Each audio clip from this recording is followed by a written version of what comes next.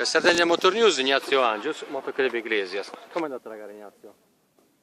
Diciamo bene, ho fatto quarto di classe, 15° assoluto, a parte nei guadi che si spegneva ogni tanto la moto, non so per quale motivo, però per il resto la gara era abbastanza scorrevole e bella. Tu in che categoria hai partecipato oggi?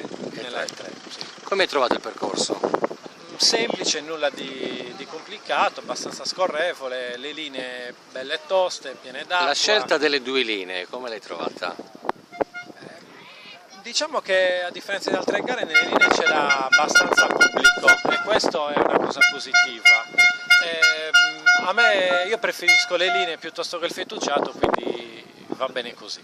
A quanto si dice in giro, oggi il fettucciato non c'era perché il Motoclub ha trovato un terreno apposito per disegnarlo. Sì, da quello che so anch'io è così, penso che questo alla fine sia un problema che sta sorgendo un po' a tutti i motoclub.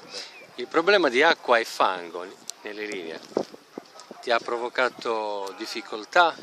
Non so per quale motivo, ripeto, mi si spegneva nei guadi la moto, ogni tanto mi ha fatto perdere un po' di tempo, ma comunque fa parte del gioco, insomma. Hai qualcuno da ringraziare in particolare? Ringrazio gli sponsor del motoclub, chi mi ha fatto l'assistenza. Il prossimo appuntamento è il 21 di aprile ad Orgali, ci sarai giustamente? Penso proprio di sì.